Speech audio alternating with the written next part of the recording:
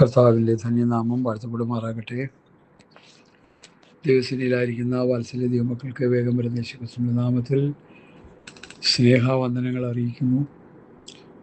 കൊലോസ്യ ലേഖനം 3-ാം അധ്യായത്തിൻ്റെ അവസാന എപ്പിസോഡുകളിലേക്ക്, അവസാന വേദ ഭാഗങ്ങളിലേക്ക് നമ്മൾ വരികയാണ്. കഴിഞ്ഞ 4 എപ്പിസോഡും വളരെ അനുഗ്രഹമായിരുന്നു എന്ന് പല പ്രിയപ്പെട്ടവരും എന്നെ വിളിച്ച് പറയാനിടയായി തീർന്നു. നിങ്ങൾക്കത് അനുഗ്രഹമായെങ്കിൽ പറയുന്നതിൽ എനിക്ക് സന്തോഷമുണ്ട്. ഇല്ല, അതിൽ ന്യൂനതകളുണ്ടെങ്കിൽ തീർച്ചയായിട്ടും അത് കമൻറ്റ് ചെയ്യാം. പറയുന്നതെല്ലാം ചിലപ്പോൾ എന്തെങ്കിലും പിശകുകൾ അതിൽ കണ്ടെന്നാൽ തിരുത്താൻ പൂർണ്ണ സ്വാതന്ത്ര്യം നിങ്ങൾക്കുണ്ട്. യാക്കോബ് പറയുന്നു, നാം പലതിലും തെറ്റിപ്പോകും. അപ്പോൾ നമ്മളൊക്കെ തെറ്റുകുറ്റങ്ങളും ബലഹീനതകളും പോരായ്മകളൊക്കെ ഉള്ളവരാണ്. എവിടെയെങ്കിലും എന്തെങ്കിലും പിശകുകൾ ഉപദേശത്തിൽ വന്നു പോയാൽ തിരുത്താനുള്ള സ്വാതന്ത്ര്യം ദൈവമക്കൾക്കുണ്ട് എന്ന് ഞാൻ പൂർണ്ണമായി പറയാൻ ആഗ്രഹിക്കുന്നു. അതുകൊണ്ട് ഈ വചനങ്ങൾ കേൾക്കുന്നവർക്ക് നിങ്ങൾക്ക് അനുഗ്രഹമായെങ്കിൽ അനുഗ്രഹമെന്ന് പറയുക. അതല്ല, ചില വ്യത്യസ്തപ്പെടുത്തേണ്ടതുണ്ടെങ്കിൽ അതങ്ങനെ പറയുക. അത് ദൈവവചന വ്യവസ്ഥപ്രകാരമാണ് നിങ്ങൾ പറയുന്നതെങ്കിൽ, വചനത്തിന് നിരക്കുന്ന നിലയിലാണ് നിങ്ങളുടെ ഉപദേശമെങ്കിൽ തീർച്ചയായിട്ടും അത് സ്വീകരിക്കും. നമ്മളാരും പൂർണ്ണരല്ല. ഒരു സ്ഥലത്ത് തികയാനായിട്ട് ഓടിക്കൊണ്ടിരിക്കുന്നവരാണ് നമ്മൾ. ഒന്ന് ഞാൻ ചെയ്തു, പിൻപുള്ളതൊക്കെ മറന്ന് മുൻപിൻ്റെ അഞ്ച് പരമയുടെ ഇതിനായി ലാക്കിലേക്ക് ഓടുന്നു. സ്തോത്രം. പൗലോസ് പറയുന്ന ആ ഭാഷ നിങ്ങൾ ശ്രദ്ധിച്ചോ ഇല്ലെന്ന് എനിക്കറിയില്ല. ഫിലിപ്പിയ ലേഖനം 3-ാം അധ്യായത്തിലാണ് ആ പ്രസ്താവന പറയുന്നത്. സ്തോത്രം. ലഭിച്ചു കഴിഞ്ഞൊന്നും തികഞ്ഞവനായൊന്നും അല്ല, ഞാൻ ക്രിസ്തുയേശുവിനാൽ പിടിക്കപ്പെട്ടിരിക്കുന്നു. എനിക്ക് പിടിക്കാമോ എന്ന് വെച്ച് ഞാൻ പിന്തുടരുന്നതേയുള്ളൂ. ഇത്ര മനോഹരമായ നിലയിലാണ് പൗലോസ് ആ കാര്യങ്ങൾ പഠിപ്പിക്കുന്നത്. ലഭിച്ചു കഴിഞ്ഞൊന്നും തികഞ്ഞവനായൊന്നുമല്ല. പൗലോസിന് മുഴുവൻ ലഭിച്ചെന്നും വെളിപ്പാടുകളും ദർശനങ്ങളും ഒക്കെ മുഴുവൻ ലഭിച്ചു കഴിഞ്ഞുവെന്നും തികഞ്ഞവനായെന്നും താൻ അവകാശപ്പെടുന്നില്ല. അങ്ങനെയെങ്കിൽ ഈ ഭൂമിയിൽ ആർക്കാണ് അവകാശപ്പെടാൻ പറ്റുന്നത് ഞാൻ തികഞ്ഞവനാണെന്ന്? ഇല്ലവേ ഇല്ല. ചിലരൊക്കെ പറയുന്നുണ്ട്, വെറുതെ പറയുക, മനുഷ്യനെ മെനക്കെടുത്താൻ വേണ്ടി പറയുക. അതൊക്കെ നമ്മളാരും തികഞ്ഞവരല്ല.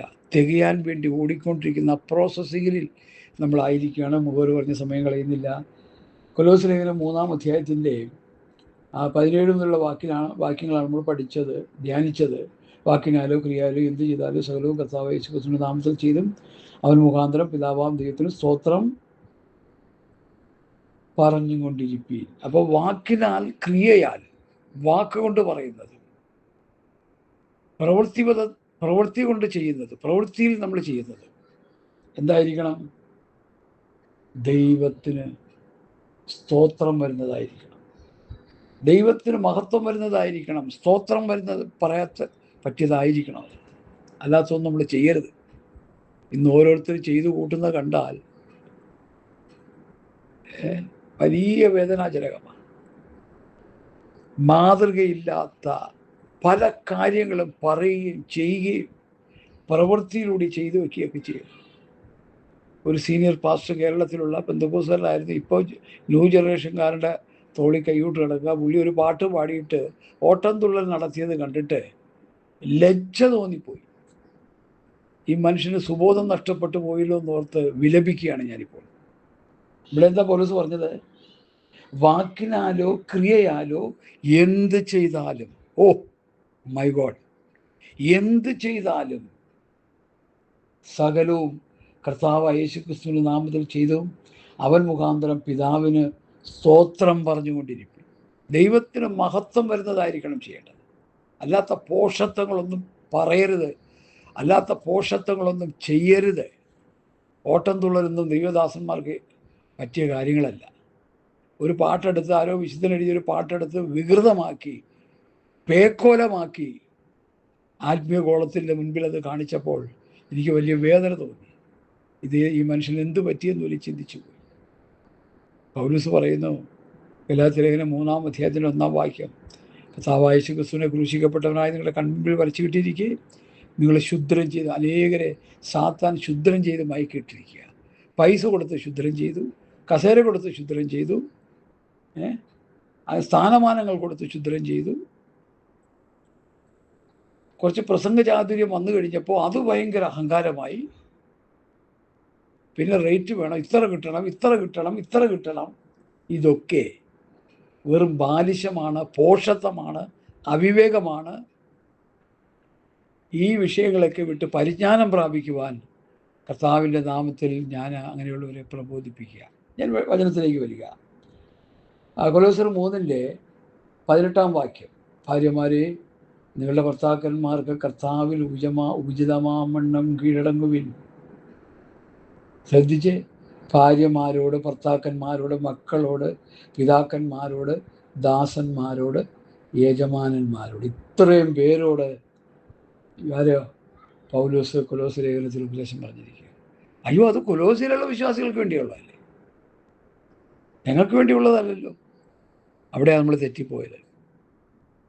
പൗലോസ് എന്താ പറയുന്നത്? 1 കൊരിന്ത്യർ 14:37, നീ പ്രവാചകനായിരിക്കാം, ആത്മീയനായിരിക്കാം, ഞാൻ എഴുതുന്നത് ദൈവത്തിൻ്റെ കൽപ്പന.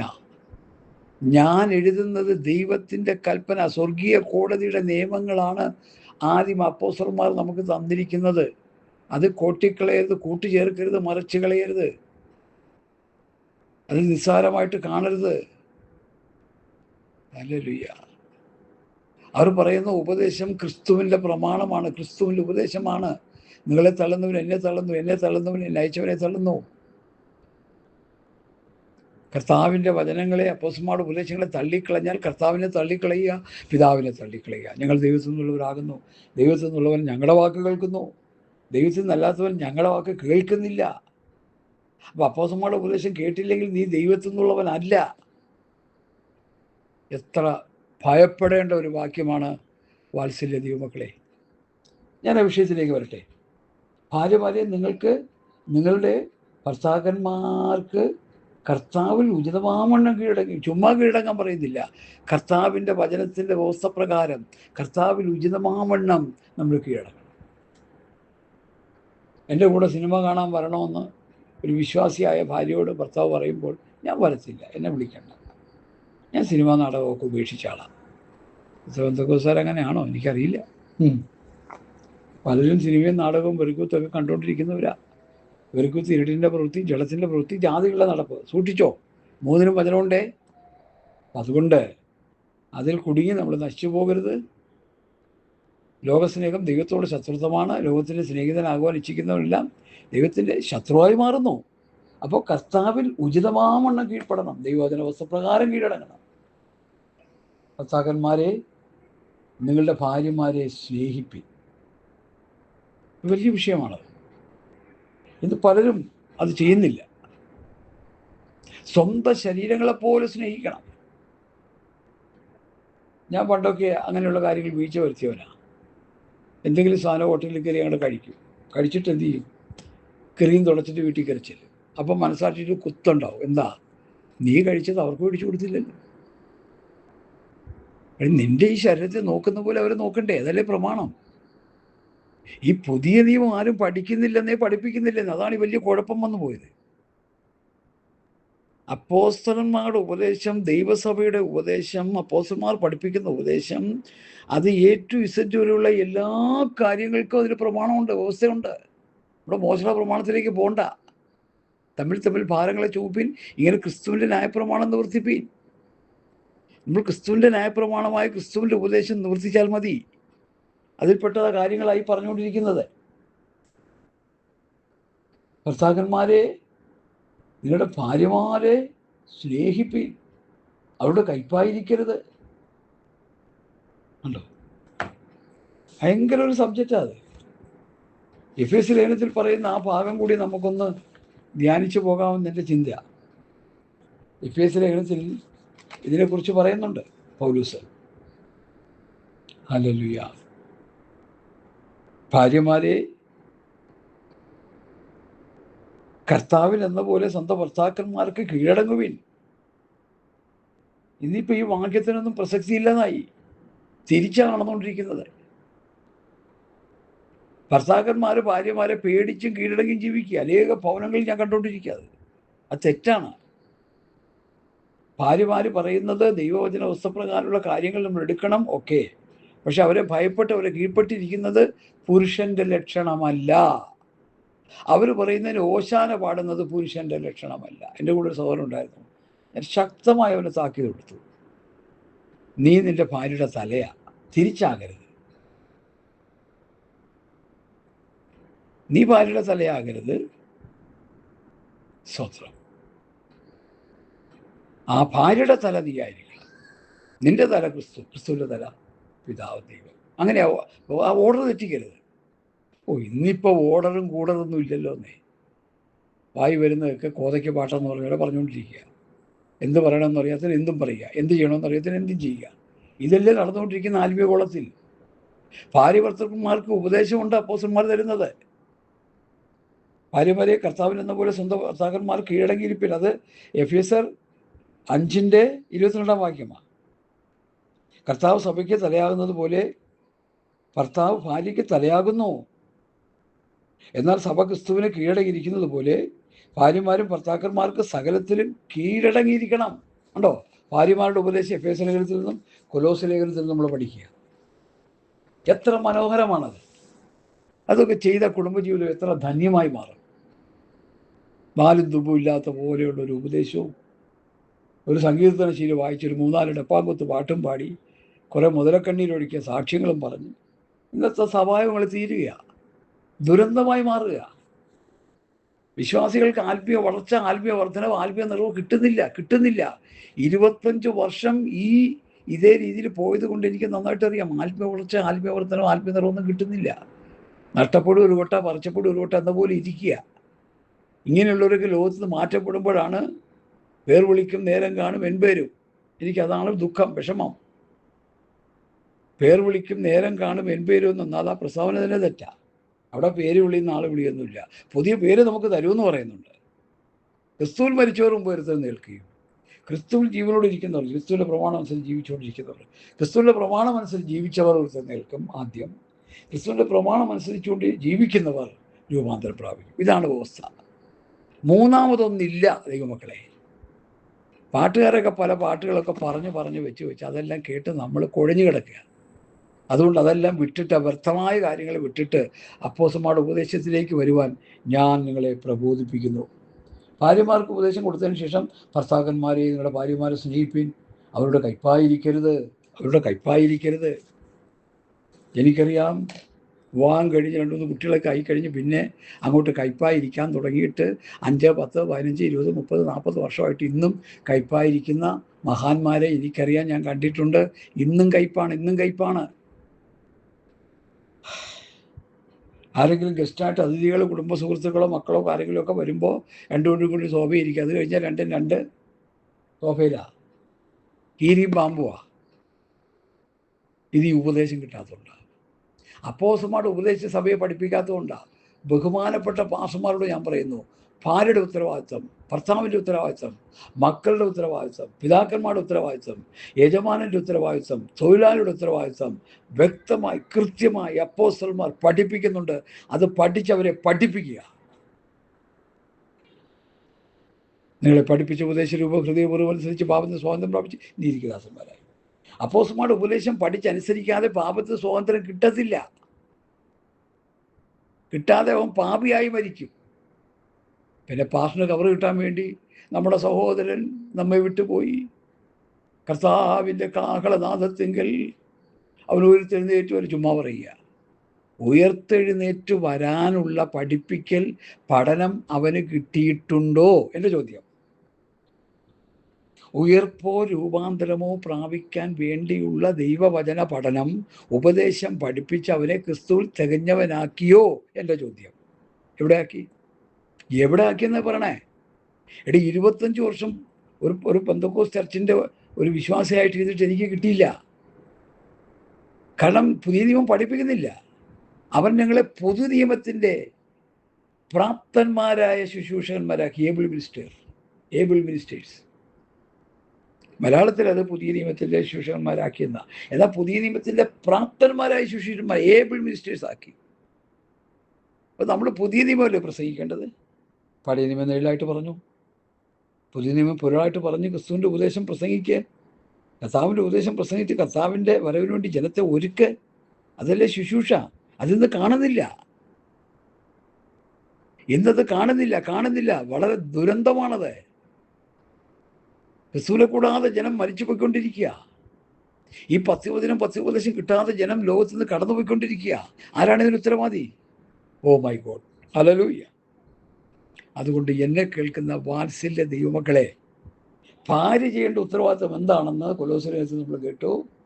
ഭർത്താവ് ചെയ്യേണ്ട ഉത്തരവാദിത്വം എന്താണെന്ന് കൊലോസ്യലേഖനത്തിൽ നമ്മൾ കേട്ടു. എന്താ? ഭർത്താക്കന്മാരെ, നിങ്ങളുടെ ഭാര്യമാരെ സ്നേഹിപ്പീൻ, അവരുടെ കയ്പായിരിക്കരുത്. എഫേസ്യ ലേഖനത്തിൽ അത് എങ്ങനെ പഠിപ്പിക്കുന്നത് നോക്കാം. ഭർത്താക്കന്മാരെ, ക്രിസ്തുവും സഭയെ സ്നേഹിച്ചതുപോലെ നിങ്ങളും ഭാര്യമാരെ സ്നേഹിപ്പീൻ. ഓ, അത് കുറെ ആഴാ. അവൻ അവളെ വചനത്തോടുകൂടി ജലസ്നാനത്താൽ വെടിപ്പാക്കി വിശുദ്ധീകരിക്കേണ്ടതിന് കറ, ചുളുക്കം മുതലായവ ഒന്നുമില്ലാതെ സഭയെ ശുദ്ധവും നിഷ്കളങ്കവുമായി തനിക്ക് തന്നെ തേജസ്സോടെ മുൻനിർത്തേണ്ടതിന് തന്നെത്താൻ അവൾക്ക് വേണ്ടി ഏൽപ്പിച്ചു കൊടുത്തു. അവണ്ണം ഭർത്താക്കന്മാരും തങ്ങളുടെ ഭാര്യമാരെ സ്വന്തം ശരീരങ്ങളെപ്പോലെ സ്നേഹിക്കേണ്ടതാകുന്നു. സ്വന്തം ശരീരത്തെ പോലെ. എൻ്റെ ശരീരത്തിലൊരു വേദന ഉണ്ടായാൽ അത് ഭാര്യയുടെ ശരീരത്തിലുണ്ടാകുന്ന പോലെ ആയിരിക്കണം. എനിക്ക് വിശന്നാൽ ഭാര്യയ്ക്ക് വിശപ്പുണ്ടാവും നമ്മൾ ഓർത്തോണം. കാരണം വിവാഹിതരായ, ദൈവവചന വ്യവസ്ഥപ്രകാരം വിവാഹിതരായ ആ രണ്ട് വ്യക്തികൾ, അവർ ഭാര്യ ഭർത്താക്കന്മാർ, അവർ രണ്ട് ദേഹമല്ല, അവർ ഒന്നത്രേ. ഈ ബോധം നമുക്കുണ്ടാകണം. പെന്തക്കോസ്ത് സമൂഹമേ, നമുക്ക് ഈ ബോധം ഉണ്ടാകണം. അങ്ങനെ ഉണ്ടായിക്കഴിയുമ്പോൾ കുടുംബത്തിൽ നടക്കുന്ന പ്രശ്നങ്ങൾക്ക് 99% പരിഹാരമുണ്ടാകും. Hallelujah, hallelujah. അവണ്ണം ഭർത്താക്കന്മാരും തങ്ങളുടെ ഭാര്യമാരെ സ്വന്തം ശരീരത്തെ പോലെ സ്നേഹിക്കേണ്ടതാകുന്നു. ഭാര്യയെ സ്നേഹിക്കുന്നവൻ തന്നെത്താൻ സ്നേഹിക്കുന്നു. ആരും തന്നെ ജഡത്തിൽ ഒരു നാളും പകച്ചിട്ടില്ലല്ലോ. അപ്പോൾ ഭാര്യയെ സ്നേഹിക്കുന്നവൻ സ്വന്തം ശരീരത്തെ സ്നേഹിക്കുക. ഈ ശരീരത്തിൽ കൊടുക്കേണ്ട സംരക്ഷണങ്ങൾ ഭാര്യയ്ക്കും കൊടുക്കുക. കാരണം ഒരു ശരീരമാ. ഈ ചില കുട്ടികളെ കണ്ടിട്ടില്ലേ നമ്മൾ, 2 തല ഒരു ഉടല്. അപ്പോൾ 2 പേര് കഴിക്കുന്ന ആഹാരവും ഒരു ഉടലിലേക്ക് ചെല്ലുക എന്ന് പറഞ്ഞതുപോലെ ഒറ്റ ശരീരമാ. ഭാര്യയും ഭർത്താവും തമ്മിൽ അവർ 2 അല്ല, മേലാൽ ഒന്നത്രേ. അപ്പം അതുകൊണ്ട് നമ്മൾക്ക് കിട്ടുന്ന ഭക്ഷണവും നമുക്ക് കിട്ടുന്ന സംരക്ഷണവും എല്ലാം ഭാര്യയ്ക്ക് കൊടുക്കാൻ നമ്മൾ ശ്രമിച്ചോണം. ഭാര്യമാരോട് പിണങ്ങിയിരുന്ന് പ്രസംഗിക്കുന്ന പാസ്റ്റർമാരെ എനിക്കറിയാം. ഈ കാലഘട്ടത്തിൽ വലിയ ദുരന്തമാണ് അവരൊക്കെ ദൈവസഭയിൽ വരുത്തിക്കൊണ്ടിരിക്കുന്നത്. ശ്രദ്ധിച്ച് കേൾക്കുക സഹോദരങ്ങളെ. ആരും തന്നെ ജഡത്തെ ഒരു നാളും പകച്ചിട്ടില്ലല്ലോ. ക്രിസ്തുവും സഭയെ ചെയ്യുന്നത് പോലെ അതിനെ പോറ്റി പുലർത്തുക എത്രേ ചെയ്യുന്നത്. ഭർത്താവ് ഭാര്യയെ പോറ്റി പുലർത്തണം. ഭാര്യ ഭർത്താവിനെ പോറ്റി പുലർത്തുകയാണ് ഇന്ന് കണ്ടുകൊണ്ടിരിക്കുന്നത്. അത് മുഖാന്തരം അച്ചായനൊന്നും മിണ്ടാൻ പറ്റത്തില്ല. ഞാൻ ഗൾഫിലായിരുന്നപ്പോൾ ഒരച്ചായനും അമ്മാമ്മയുണ്ട്. അവിടെ പേരെന്ന് ഞാൻ പറയുന്നത്. അമ്മാമ്മ അച്ചായാന്നൊരു വിളിച്ചാൽ അച്ചായൻ അപ്പം സ്ഥലം വിടും, പേടിച്ചു പോകും. That is sin, great sin. ഭാര്യ ഭർത്താവിന് കീഴ്പ്പെടണം, ഭയപ്പെടണം. എനിക്ക് യാതൊരു ഭയവും അത് പറയാൻ. ഞാൻ എൻ്റെ വൈഫ് എന്നോട് തന്നെ പലപ്പോഴും പറയാറുണ്ട്, എടി വ്യവസ്ഥ ഇതാ, നീ എനിക്ക് കീഴ്പ്പെട്ടിരിക്കണം, അത് വ്യവസ്ഥയില്ല. അതുകൊണ്ടാണ് നിന്നെ വഴക്ക് പറയുന്നത്. ശക്തമായി വഴക്ക് പറയുന്നതിൻ്റെ കാര്യം എന്താ? കീഴ്പ്പെട്ടിരിക്കണം, ഭയപ്പെടണം, കീഴ്പ്പെടണം. അപ്പോസ്തലന്മാരുടെ ഉപദേശപ്രകാരം ഭർത്താക്കന്മാരെ ഭാര്യമാർ ഭയപ്പെടണം, കീഴ്പ്പെടണം. കർത്താവിൽ ഉചിതമാവണ്ണം ഭയപ്പെടണം, ഉചിതമാവണ്ണം കീഴ്പ്പെടണം. അതുകൂടി ഞാൻ എടുത്ത് പറയുക. ഇത് ചെയ്യാത്ത കുടുംബങ്ങൾ ഒരു കുട്ടി നരകമാണ്. അങ്ങനെയെങ്കിൽ പെന്തക്കോസ്ത് കുടുംബം നല്ലൊരു ശതമാനവും കുട്ടി നരകമായിരിക്കുമെന്ന് ഞാൻ ചിന്തിച്ചു പോവുക. തെറ്റുണ്ടോ അങ്ങനെ ചിന്തിച്ചാൽ? മടങ്ങി വാ, ഈ ദൂത് കേട്ട് മടങ്ങി വാ, ഈ വചനം കേട്ട് മടങ്ങി വാ. പാസ്റ്റർമാർ ദൂത് പറയും. എന്താ ദൂത് പറയണേ? മകൻ്റെ ഭാവി, മോളുടെ ഭാവി.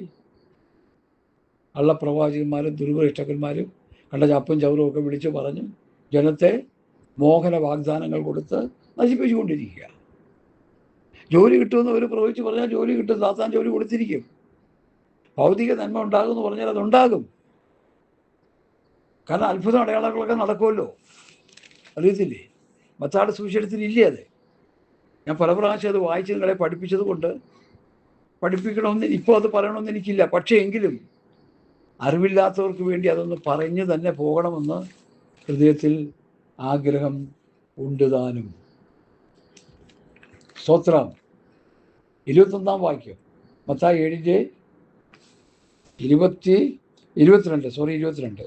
കർത്താവേ, കർത്താവേ, നിന്റെ നാമത്തിൽ ഞങ്ങൾ പ്രവചിക്കുകയും നിന്റെ നാമത്തിൽ ഭൂതങ്ങളെ പുറത്താക്കുകയും നിന്റെ നാമത്തിൽ വളരെ വീര്യപ്രവൃത്തികൾ പ്രവർത്തിക്കുകയും ചെയ്തില്ലയോ എന്ന് പലരും ആ നാളിൽ എന്നോട് പറയും. കർത്താവിൻ്റെ നാമത്തിൽ ചെയ്തു പലരും.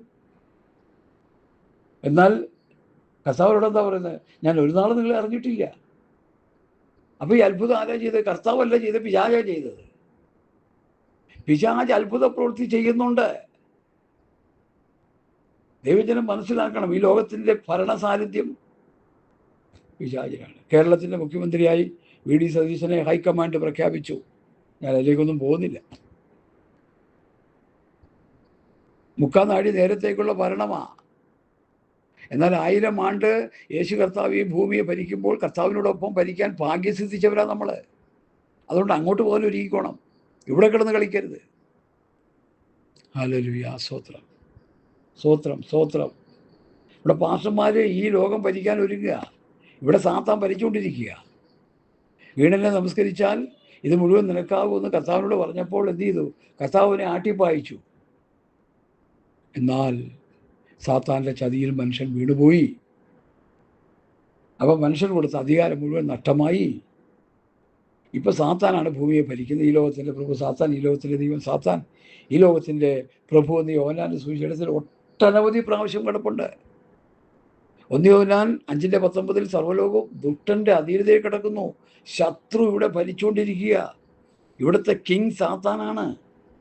ഇന്ത്യയുടെ ഭരണം മോദി ആയിരിക്കാം, അമേരിക്കയുടെ ഭരണം ട്രംപ് ആയിരിക്കാം, മറ്റു പല രാജ്യങ്ങളുടെയും ഭരണകർത്താക്കന്മാർ നിയുക്ത ജനം തിരഞ്ഞെടുത്ത ആൾക്കാരായിരിക്കും. അതൊക്കെ ഓക്കെ. ഒരു ഇന്നർ ഭരണം സാത്താൻ നടത്തിക്കൊണ്ടിരിക്കുന്നു. പാസ്റ്റർമാർ ശ്രദ്ധിക്കുക. നിങ്ങളുടെ രാഷ്ട്രീയ കളി ഇന്ന് അവസാനിപ്പിക്കണം. ഹല്ലേലൂയ. രാഷ്ട്രീയത്തിൽ കിടന്ന് കളിക്കാൻ വേണ്ടി വെമ്പൽ കൊണ്ടുകൊണ്ടിരിക്കുന്ന പാസ്റ്റർമാരെ എനിക്കറിയാം. അവരെൻ്റെ സഹോദരങ്ങളാണ്. ഞാനൊരു ബുദ്ധിപദേശം തരാൻ പോവുക. നമുക്ക് ഈ ഭൂമിയിലുള്ള ഭരണമല്ല ദൈവം വെച്ചേക്കുന്നത്. രൂപാന്തര ശരീരം പ്രാപിച്ച് 1000 ആണ്ട് വാഴ്ചയിൽ ഈ ഭൂമിയെ ഭരിക്കാൻ കർത്താവ് വരുമ്പോൾ കർത്താവിനോടൊപ്പം നമ്മൾ ഈ ലോകത്തിലെ മനുഷ്യരെ ന്യായം വിധിക്കും, ദൂതന്മാരെ ന്യായം വിധിക്കും. സ്തോത്രം.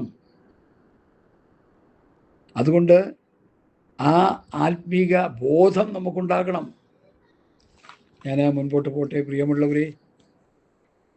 അപ്പോൾ അത്ഭുതങ്ങൾ, അടയാളങ്ങൾ ആരൊക്കെ ചെയ്യാൻ പറ്റും? പിശാചിന് ചെയ്യാൻ പറ്റും. പ്രവർത്തിച്ചില്ലയോ എന്നാണ് ചോദിക്കുന്നത് ഇവിടെ. അപ്പോൾ കർത്താവ് എന്താ പറയുന്നത്? ഞാൻ നിങ്ങൾ ഒരു നാളും അറിഞ്ഞിട്ടില്ല. ഈ പ്രവർത്തിച്ചതൊക്കെ സാത്താൻ്റെ പ്രവൃത്തി, ഞങ്ങൾ അറിഞ്ഞിട്ടില്ല. അധർമ്മം പ്രവർത്തിക്കുന്നത് എന്നെ വിട്ടുപോലും. അപ്പോൾ ഈ അത്ഭുതങ്ങളൊക്കെ സാത്താൻ്റെ അത്ഭുതങ്ങളൊക്കെ അധർമ്മമായിരുന്നു കർത്താവിനെ അവിടെ തെളിയിക്കുക. ഇതൊക്കെ നമ്മൾ ശരിക്കും മനസ്സിലാക്കാൻ സഹോദരങ്ങളെ. ഇത് വിഷയം അതിൻ്റെ ഇടയിൽ കയറി വന്നുകൊണ്ട് ഞാൻ പറഞ്ഞു പോയതാണ്.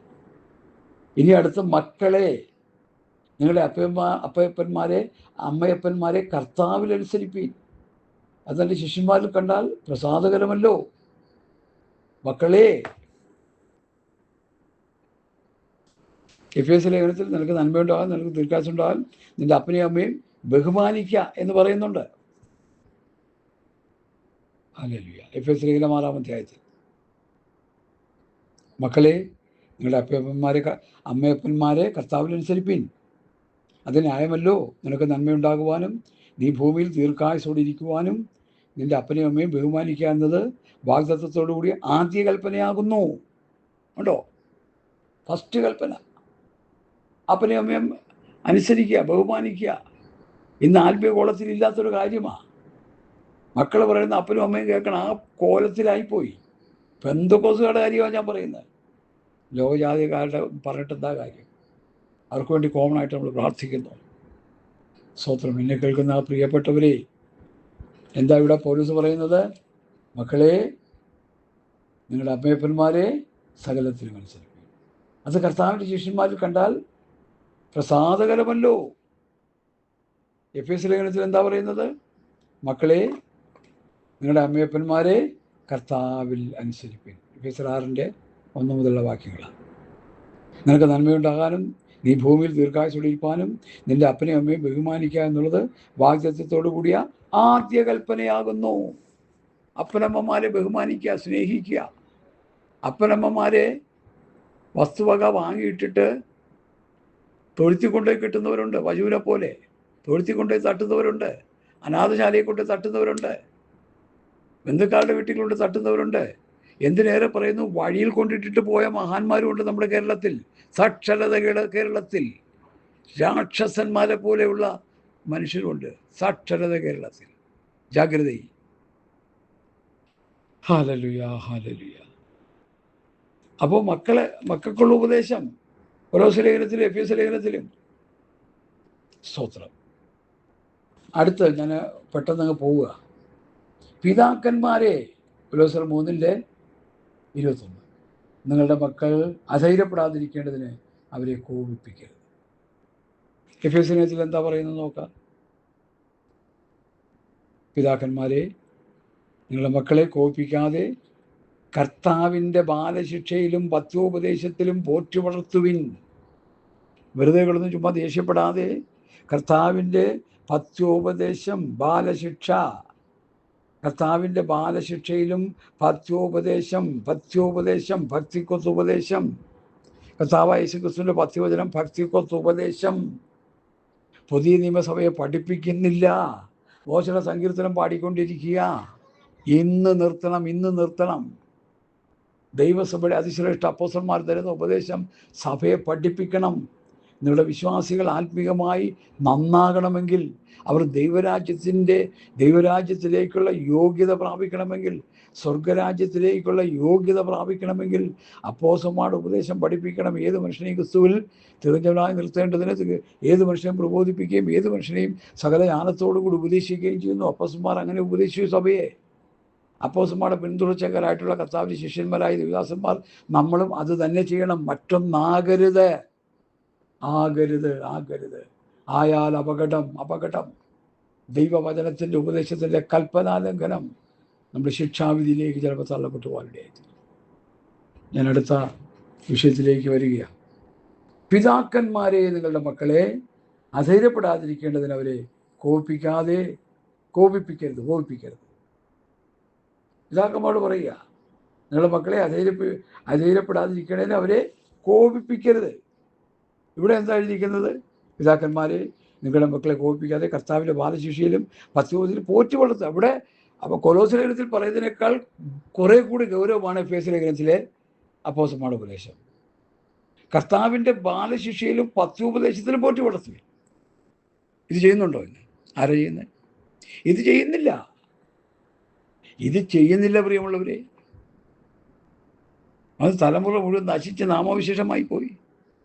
തിരുവല്ലയിൽ പെന്തക്കോസ്ത് പാസ്റ്ററിൻ്റെ 2 മക്കൾ സൈത്താൻ വേർഷിപ്പിലെ ലീഡർഷിപ്പിലാണ് അവർ പറയുന്നത് അവിടെ പപ്പ ഗുണമില്ല, മമ്മി ഗുണമില്ല, ഫ്രാഡാണ്, അഭിനയമാണ്, നല്ല മനുഷ്യനാണെന്ന് യാഥാർത്ഥ്യം അവരിലില്ല. ശുദ്ധഹൃദയം, നല്ല മനസ്സാക്ഷി, നിർവ്യാജ വിശ്വാസം എന്നിവയിൽ ഉളവാകുന്ന ദൈവസ്നേഹം അവരിലില്ല. പരിണതഫലം അവർ ആത്മീയമായി അവരുടെ സന്തതികൾ തകർന്നുകൊണ്ടിരിക്കുക. ഒരു വാണിംഗ് ആയിട്ട് ഞാൻ പറയുക, പാസ്റ്റർ മാമയും മക്കൾക്ക് മാതൃകയായിരിക്കണം. അല്ലെങ്കിൽ അവർ നമ്മളെ ഭയപ്പെടുത്തില്ലെന്നേ. ഹല്ലേലൂയ, സ്തോത്രം. നിങ്ങളുടെ മക്കളെ കോപിപ്പിക്കാതെ കർത്താവിൻ്റെ ബാലശിക്ഷയിലും പഥ്യോപദേശത്തിലും പോറ്റിയോട്. അവർ കോപിപ്പിക്കണ്ട. അപ്പം തന്നെ ശാന്തമായിട്ട് പറഞ്ഞു കൊടുക്കണം, സ്നേഹത്തിൽ പറഞ്ഞു കൊടുക്കണം, ഗൗരവത്തിൽ പറഞ്ഞു കൊടുക്കണം. ഗൗരവത്തിൽ പറഞ്ഞാൽ അത് കോപമാകത്തില്ല. ഞാൻ ഗൗരവത്തിൽ പറയുന്ന ആളാ. മക്കളോടും ഭാര്യയോടും ഒക്കെ കർക്കശമായ നിലയിൽ പറയുന്ന ആളാ. ഞാനൊരു കുടുംബനാഥനാ.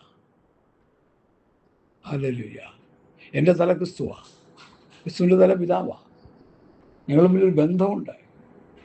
ഹല്ലേലൂയ. കർത്താവും ഞാനുമായിട്ടൊരു അഭേദ്യ ബന്ധമുണ്ട്. കർത്താവ് യേശുക്രിസ്തു എന്നോട് വീണ്ടെടുത്തു, എന്നെ ദത്തെടുത്തു.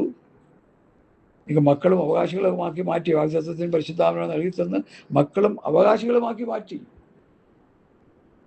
ഹല്ലേലൂയ, സ്തോത്രം. അടുത്ത ഉപദേശത്തിലേക്ക് വരാം. ദാസന്മാരെ, കൊലോസ്യർ 3:20, ദാസന്മാരെ, ജഡപ്രകാരമുള്ള യജമാനന്മാരെ സകലത്തിലും അനുസരിപ്പീൻ. മനുഷ്യരെ പ്രസാദിപ്പിക്കുന്നവരെ പോലെ ദൃഷ്ടിസേവകളാലല്ല, കർത്താവിനെ ഭയപ്പെട്ടും കൊണ്ട് ഹൃദയത്തിൻ്റെ ഏകാഗ്രതയോടെ അത്രയും അനുസരിക്കേണ്ടത്. ഹല്ലേലൂയ. നിങ്ങൾ ചെയ്യുന്നതൊക്കെയും മനുഷ്യർക്കെന്ന പോലെ അല്ല, കർത്താവിനെന്ന പോലെ മനസ്സോടെ ചെയ്യുവിൻ. അവകാശമെന്ന പ്രതിഫലം കർത്താവ് തരുമെന്നറിഞ്ഞ് കർത്താവായ യേശുക്രിസ്തുവിനെ സേവിപ്പീൻ. അന്യായം ചെയ്യുന്നവൻ താൻ ചെയ്ത അന്യായത്തിനൊത്തത് പ്രാപിക്കും, മുഖപക്ഷമില്ല. ഹല്ലേലൂയ, സ്തോത്രം. ദാസന്മാരോടുള്ള എഫേസ്യർ ഉപദേശം വായിക്കാം.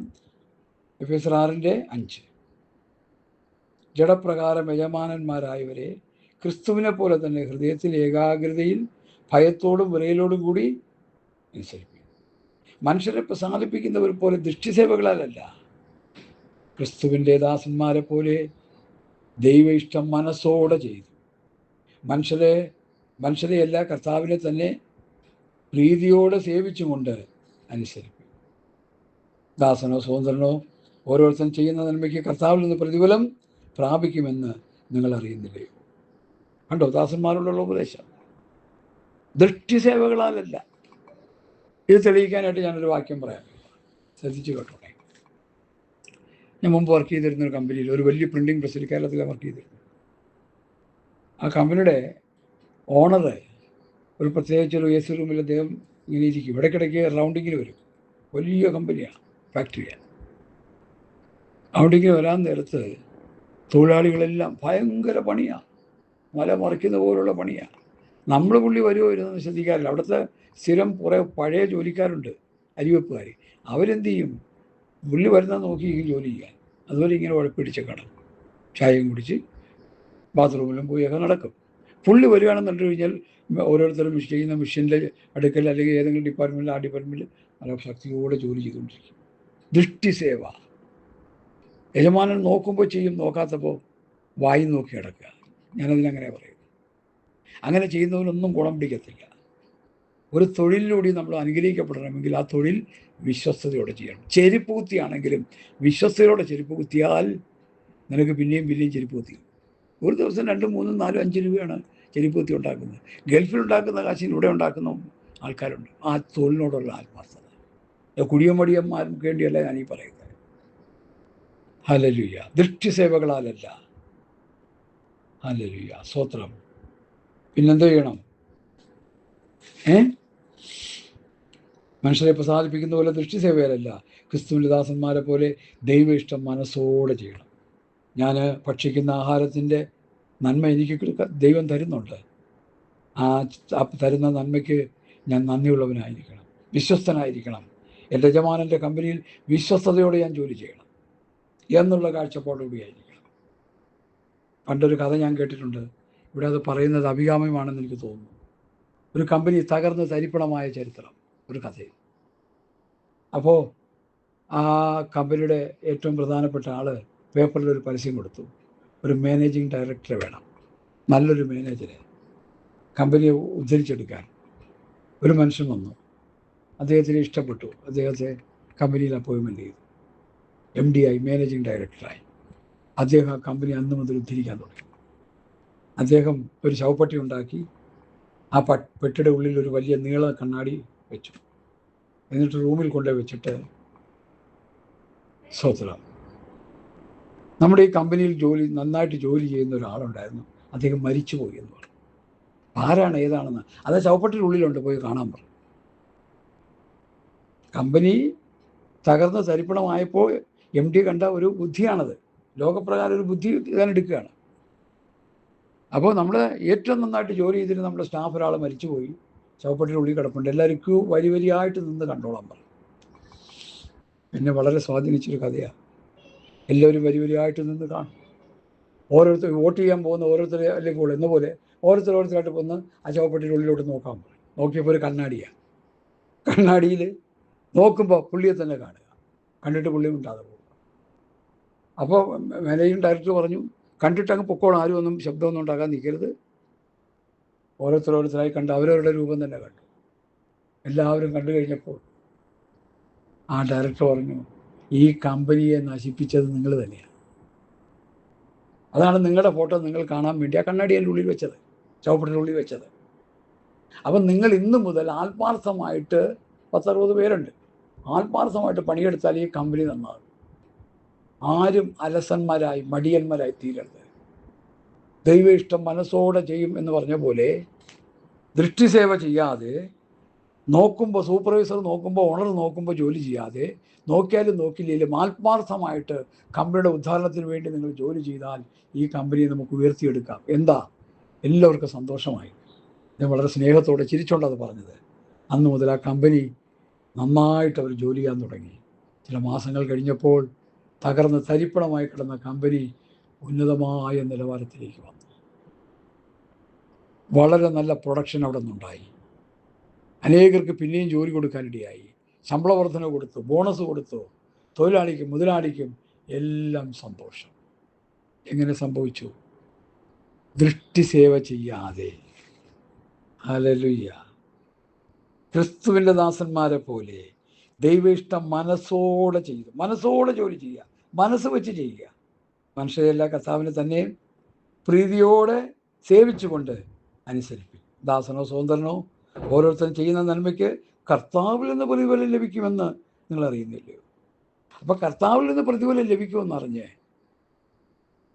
ആ യജമാനന് വേണ്ടി കർത്താവിന് ചെയ്യുന്ന പോലെ ചെയ്യാൻ, ക്രിസ്തുവിന് ചെയ്യുന്ന പോലെ ചെയ്യാൻ, ഭയത്തോടെ ചെയ്യാൻ, വിറയിലൂടെ ചെയ്യാൻ, ആത്മാർത്ഥതയോടെ ചെയ്യാൻ, സിൻസിയറിറ്റി ചെയ്യാൻ, വളരെ എന്താ പറയുക, സിൻസിയർലി ആയിട്ട് നമ്മുടെ മനസ്സ് ആ ജോലിയിൽ തന്നെ കേന്ദ്രീകരിച്ച് ഭംഗിയായിട്ട് ചെയ്യാൻ.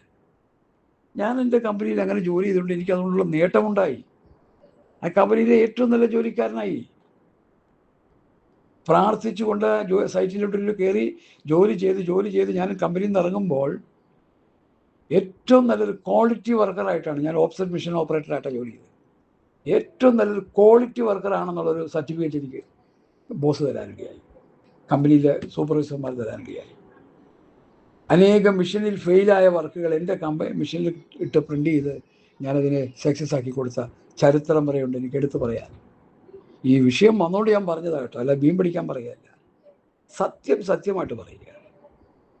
നല്ലൊരു ക്വാളിറ്റി വർക്കറായിട്ട് എനിക്ക് അവിടുന്ന് പോരാനിടയായി. ഞാൻ സുവിശേഷം വേല നിമിത്തം ജോലി വെക്കേഷൻ വന്നിട്ട് പോകാതെ ഇവിടെ തങ്ങിയ ആളാണ്.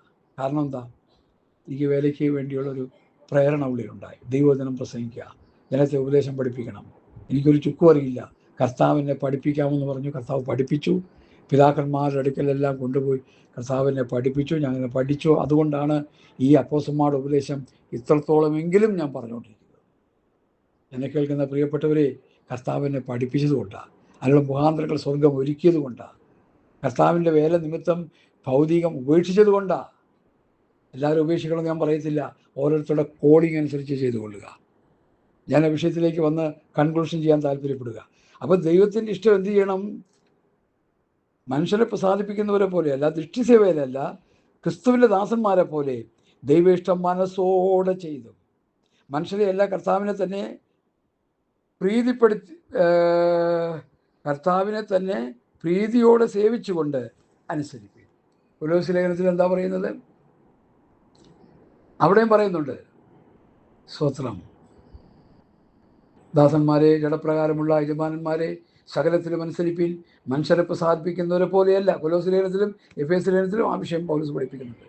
മനുഷ്യരെ പ്രസാദിപ്പിക്കുന്ന പോലെ ദൃഷ്ടിസേവകളല്ല, കർത്താവിനെ ഭയപ്പെട്ടുകൊണ്ട് ഹൃദയത്തിൻ്റെ ഏകാഗ്രതയോടെ. കണ്ടോ, ഇച്ചിരി വ്യത്യാസമുണ്ടത്, കുറച്ചുകൂടി ഹാർഡാണെന്ന് എനിക്ക് തോന്നുന്നത്. ഹൃദയത്തിൽ ഏകാഗ്രതയോടെ അത്രേ അനുസരിക്കേണ്ടത്. നിങ്ങൾ ചെയ്യുന്നത് ഒക്കെയും മനുഷ്യർക്കെന്ന പോലെയല്ല. നിങ്ങളുടെ കമ്പനി ഒരു മനുഷ്യൻ്റെ കമ്പനി ആയിരിക്കാം, ഒരു വലിയൊരു മനുഷ്യൻ്റെ ധനാഢ്യൻ്റെ കമ്പനി ആയിരിക്കാം. എന്നാൽ നിങ്ങൾ ചെയ്യുന്ന ജോലി അവന് ചെയ്യുന്നത് പോലെയല്ല, കർത്താവിനെന്ന പോലെ മനസ്സോടെ ചെയ്യും. അങ്ങനെ ചെയ്യുമ്പോൾ അവകാശമെന്ന പ്രതിഫലം കർത്താവ് തരുമെന്നറിഞ്ഞ് കർത്താവായ ക്രിസ്തുവിനെ സേവിപ്പിക്കും. കേട്ടോ? അപ്പോൾ അങ്ങനെ ചെയ്യുമ്പോൾ അതിൻ്റെ പ്രതിഫലം കർത്താവ് നമുക്ക് തരും. അതിനപ്പുറമായിട്ട് വ്യാജമായി ചെയ്താൽ അന്യായം ചെയ്യുന്നവൻ തൻ്റെ അന്യായത്തിന് തക്കവണ്ണം ഒത്തത് പ്രാപിക്കും, മുഖപക്ഷമില്ല. അന്യായമായി ചെയ്താൽ അതെന്താണ്? കർത്താവിന് ചെയ്യുന്ന പോലെയല്ല. അന്യായം 1 കൊരിന്ത്യർ 6-ാം അധ്യായത്തിൽ കിടപ്പുണ്ട്. അന്യായം ചെയ്യുന്നവൻ ദൈവരാജ്യം അവകാശമാക്കിയില്ല. അത് ഉറപ്പ് തന്നെയാണ്. അവിടെ ഇവിടെയൊക്കെ പറയുന്നുണ്ടത്. എന്നാൽ കൊരിന്ത്യർ ലേഖനത്തിൽ അന്യായം ചെയ്യുന്നവൻ ദൈവരാജ്യം അവകാശമാക്കിയില്ല. കോടതി കേസ് വഴക്ക് ഇതിനൊക്കെ പോകുന്നവർ ദൈവരാജ്യം അവകാശമാക്കിയില്ലെന്നാണ് കൊരിന്ത്യർ ലേഖനത്തിൽ പറയും. വേണമെങ്കിൽ ഞാനൊന്ന് വായിച്ചു പോകാൻ സമയത്തിന് പോയെങ്കിലും ഈ വിഷയം ഒന്ന് ഗ്രഹിക്കുന്നത് നല്ലതാണ്. അന്യായം ചെയ്യുന്നവൻ ദൈവരാജ്യം അവകാശമാക്കിയില്ല എന്ന് നിങ്ങൾ അറിയുന്നില്ലയോ? നിങ്ങളെ തന്നെ വഞ്ചിക്കാതിരിപ്പിൻ. ദുർനടപ്പുകാർ, വിഗ്രഹാരാധികൾ, വ്യഭിചാരികൾ, സ്വയഭോഗികൾ, പുരുഷകാമികൾ, കള്ളന്മാർ, അത്യാഗ്രഹികൾ, മദ്യപാന്മാർ, വാവിഷ്ണക്കാർ, പിടിച്ചുപറിക്കാർ എന്നിവരും ദൈവരാജ്യം അവകാശമാക്കയില്ല. ഇവിടെയും പറയുന്നു, അന്യായം ചെയ്യുന്നവർ ദൈവരാജ്യം അവകാശമാക്കയില്ല. ഹല്ലേലൂയ. എഫെസ്യ ലേഖനത്തിൽ എന്താ പറയുന്നത്? സ്തോത്രം. ദാസനോ സ്വതന്ത്രനോ ഓരോരുത്തരും ചെയ്യുന്നത് കർത്താവിൽ നിന്ന് പ്രതിഫലം പ്രാപിക്കുമെന്ന് നിങ്ങൾ അറിയുന്നുവല്ലോ. ഓക്കെ, അടുത്ത് യജമാനന്മാരുടെ വിഷയം പറഞ്ഞ പെട്ടെന്ന് നിർത്താം. ഒരു ഇച്ചിരി കൂടിപ്പോയി, നിങ്ങൾ ശ്രദ്ധയോടെ കേൾക്കണമേ. 2 എപ്പിസോഡായിട്ട് ഇടാനായിട്ട് ഇത് പറ്റത്തില്ല. അതുകൊണ്ട് ഒറ്റ എപ്പിസോഡ്, ഇച്ചിരി ലോങ് ആയൊരു എപ്പിസോഡായിട്ട് ഇത് കാണപ്പെടും. നിങ്ങൾ ദയവ് ചെയ്ത് ക്ഷമയോടെ കേൾക്കണമെന്ന് കർത്താവിൻ്റെ നാമത്തിൽ ഓർപ്പിക്കുന്നു. അടുത്ത് കൊലോസ്യർ 4:1 അതെടുത്ത് പറയുന്നത് യജമാനന്മാർ. ആർക്കൊക്കെ ഉപദേശം? ഭാര്യമാർക്ക്, ഭർത്താക്കന്മാർക്ക്, മക്കൾക്ക്, പിതാക്കന്മാർക്ക്, ദാസന്മാർ, യജമാനന്മാർ. യജമാനന്മാർക്ക് എന്താ? നിങ്ങൾക്കും സ്വർഗത്തിൽ യജമാനൻ ഉണ്ടെന്നറിഞ്ഞ് ദാസന്മാരോട് നീതിയും ന്യായവും ആചരിപ്പീൻ. ചിലർക്ക് യജമാനൻ ആയി കഴിയുമ്പോൾ 10 ചക്രം വന്നു കഴിയുമ്പോൾ പിന്നെ ഉള്ളവനെ ചവിട്ടി തേക്കുക. നോ, യജമാനന്മാരെ, നിങ്ങൾക്കും സ്വർഗത്തിൽ യജമാനനുണ്ട്. നിങ്ങളുടെ ഒരു യജമാനൻ സ്വർഗത്തിലിരിപ്പുണ്ട്.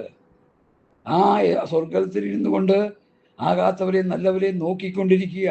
യജമാനൻ്റെയും തൊഴിലാളിയുടെയും ജോലി അവൻ നോക്കിക്കൊണ്ടിരിക്കുക. യജമാനൻ തൊഴിലാളികളെ പീഡിപ്പിക്കുന്നതും അവർ ആത്മാർത്ഥമായി ജോലി ചെയ്യുന്നോ ഇല്ലയോ, തൊഴിലാളികൾ ആത്മാർത്ഥമായി ചെയ്താലും ആത്മാർത്ഥമായി ചെയ്തില്ലെങ്കിലും ഭൂമിയിലൊക്കെ ഊടാടി സഞ്ചരിക്കുന്ന 2 കണ്ണുണ്ട്. ഇന്നല്ലേ നമ്മൾ ക്യാമറ കണ്ടുപിടിച്ചത്? ഏതം പൂങ്കാവനത്തിൽ ക്യാമറ ഉണ്ടായിരുന്നു. ആ ക്യാമറ എല്ലാ സ്ഥലങ്ങളിലുമുണ്ട്. ലോകം മുഴുവൻ ദൈവം ക്യാമറ വെച്ചിട്ടുണ്ട്. ചില ഭക്തന്മാരെ നോക്കിക്കൊണ്ടിരിക്കുക, ആകാത്തവരെയും നല്ലവരെയും നോക്കിക്കൊണ്ടിരിക്കുക. ലോകമനുഷ്യൻ പാപം ചെയ്യാതെ ദൈവം കണ്ടുവെക്കും. ആത്മീയനെന്നുള്ളവർ പാപം ചെയ്താലും ദൈവം കണ്ടുവെക്കും. അതിന് തക്ക ശിക്ഷ നമുക്ക് കിട്ടും. ജാഗ്രതയിൽ ശ്രദ്ധാലുക്കളായി നമ്മൾ ജീവിക്കുക. എഫെസ്യ ലേഖനത്തിൽ യജമാനോട് പറയുന്നത് എന്താണ്? ഹല്ലേലൂയ, സ്തോത്രം. യജമാനന്മാരെ, എഫെസ്യർ 6:9 മുതൽ, യജമാനന്മാരെ, അവരുടെയും നിങ്ങളുടെയും യജമാനൻ സ്വർഗത്തിൽ ഉണ്ടെന്നും അവൻ്റെ പക്കൽ മുഖപക്ഷമില്ലെന്നും അറിഞ്ഞുകൊണ്ട് അങ്ങനെ തന്നെ അവരോട് പെരുമാറുകയും ഭീഷണി വാക്ക് ഒഴിവാക്കുകയും ചെയ്യും. ഭീഷണിപ്പെടുത്തരുത്. ഇത് സത്യം പറഞ്ഞാൽ ഈ സിസ്റ്റം ഒരു ലോകത്തിലെ ഒരു കമ്പനിയിൽ തൊഴിലാളിയും മുതലാളിയും അനുസരിക്കുന്നെങ്കിൽ എത്ര മനോഹരമായിട്ട് പോകും. ഇപ്പോൾ കൊടിപിടുത്തമല്ലേ, കൊടിപിടിച്ച് കമ്പനി പൂട്ടുകയല്ലേ, യൂണിയൻകാർ ചേർന്ന് കമ്പനിയെ നശിപ്പിക്കുകയല്ലേ. ഞാനതിന് സാധാരണ പറയുന്ന റോമാലേഖനം 1-ാം അധ്യായത്തിൻ്റെ 18 മുതൽ 32 വരെയുള്ള വാക്യത്തിൽ കിടക്കുന്ന മനുഷ്യരാണ് ഇന്ന് ലോകം ഭരിക്കുന്നത്. മുതലാളിയും തൊഴിലാളിയും യജമാനനും എല്ലാം അവരാ. പിന്നെ എങ്ങനെ ഗുണം പിടിക്കാനാ? എന്നാൽ ദൈവമക്കളോട് എനിക്ക് പറയാനുള്ളത്, എനിക്കല്ല പൗലോസിനോട് പറയാനുള്ളത് ഞാൻ വായിച്ച് കേൾപ്പിക്കുക. നമ്മളത് ചെയ്യുക. യജമാനന്മാരെ, നിങ്ങൾക്ക് സ്വർഗത്തിൽ യജമാനുണ്ടെന്നറിഞ്ഞ് ദാസന്മാരോട് നീതിയും ന്യായവും ആചരിപ്പീൻ. എഫെസ്യർ 6 യജമാനന്മാരെ, അവരുടെയും നിങ്ങളുടെയും യജമാനൻ സ്വർഗത്തിലുണ്ടെന്നും അവൻ്റെ പക്കൽ മുഖപക്ഷമില്ലെന്നും, ഒന്നുകൂടി കട്ടിയായിട്ട് പറയാം, മുഖപക്ഷമില്ലെന്നും അറിഞ്ഞുകൊണ്ട്, തൊഴിലാളി മുതലാളി എന്നുള്ള മുഖപക്ഷം ദൈവത്തിനില്ല, അറിഞ്ഞുകൊണ്ട് അങ്ങനെ തന്നെ അവരോട് പെരുമാറുകയും ഭീഷണി വാക്കുകളെ ഒഴിവാക്കുകയും ചെയ്യും. ഞാനിവിടെ നിർത്തുക, സമയം പോയി. അപ്പോസ്തലന്മാരുടെ ഉപദേശത്തിലുള്ള ഭാര്യമാർക്കും ഭർത്താക്കന്മാർക്കും മക്കൾക്കും പിതാക്കന്മാർക്കും ദാസന്മാർക്കും യജമാനന്മാർക്കുമുള്ള ഉപദേശമാണ് കൊലോസ്യ ലേഖനം 3:18 മുതൽ 25 വരെയും കൊലോസ്യർ 4:1 വാക്യം. എഫെസ്യ ലേഖനം 5:22 മുതൽ പിന്നെ 6-ാം അധ്യായത്തിൻ്റെ 1 മുതൽ സ്തോത്രം 9 വരെയുള്ള വാക്യങ്ങൾ മക്കളോടും പിതാക്കന്മാരോടും ദാസന്മാരോടും യജമാനന്മാരോടും ഭാര്യമാരോടും ഒക്കെയുള്ള ശക്തമായ പ്രബോധനങ്ങളാണ്. ഇത് വായിച്ച് പഠിക്കുക. പാസ്റ്റർമാർ ഇത് സഭയെ പഠിപ്പിക്കുക. നിങ്ങളെ പഠിപ്പിച്ച ഉപദേശരൂപ ഹൃദയപൂർവ്വം അനുസരിച്ച് പാപത്തെ സ്വാതന്ത്ര്യം പ്രാപിച്ച് നീതിക്ക് ദാസന്മാരായി, ദൈവത്തിൻ്റെ ദാസ്യന്മാരായി നിൽക്കുമ്പോൾ, കാഹളം ധനിക്കുമ്പോൾ നമ്മൾ സ്വർഗത്ത് പോകാനിടയായിത്തീരും. മരിച്ചു പോയാൽ ഉയർത്തെഴുന്നേറ്റ് വരും, ജീവനോടിരുന്നാൽ നമുക്ക് രൂപാന്തരം പ്രാപിക്കും. അല്ലാതെ ഒന്ന് സ്വർഗരാജ്യത്തിൻ്റെ പടിവാതിൽ കാണാവുന്ന ആരും ചിന്തിക്കേണ്ട. അപ്പോസ്തലന്മാരുടെ ഉപദേശം അനുസരിച്ച് ജീവിക്കാതെ ആർക്കും അങ്ങോട്ട് പോകാൻ പറ്റത്തില്ല. പുതിയ നിയമസഭയുടെ ഉപദേശം അപ്പോസ്തലന്മാരുടെ ഉപദേശം. സ്വർഗത്തിൽ നയിച്ച പരിശുദ്ധാത്മാവിനാൽ നിങ്ങളോട് സുവിശേഷം അറിയിച്ചവർ നിങ്ങൾക്കിപ്പോൾ അത് വെളിപ്പെടുത്തി തന്നിരിക്കുന്നു. ഈ ഉപദേശങ്ങളെല്ലാം അനുസരിച്ച് ജീവിച്ച് കർത്താവിൻ്റെ ഒരുവിനുവേണ്ടി ഒരുങ്ങുവാൻ, അനുഗ്രഹിക്കപ്പെട്ട കുടുംബജീവിതം നയിക്കുവാൻ, അനുഗ്രഹീതമായ ഭൂമിയിലെ ജീവിതം നയിക്കുവാൻ സർവശക്തനായ ദൈവം ഈ വചനത്തിൻ്റെ ഉപദേശത്തിലൂടെ നമുക്ക് കൃപ തരട്ടെ എന്ന് പറഞ്ഞുകൊണ്ട് എൻ്റെ വാക്കുകളെ ചുരുക്കുന്നു. കർത്താവ് വിവരങ്ങളാൽ നമ്മെ അനുഗ്രഹിക്കട്ടെ. ആമേൻ, ആമേൻ, ആമേൻ, ആമേൻ, ആമേൻ.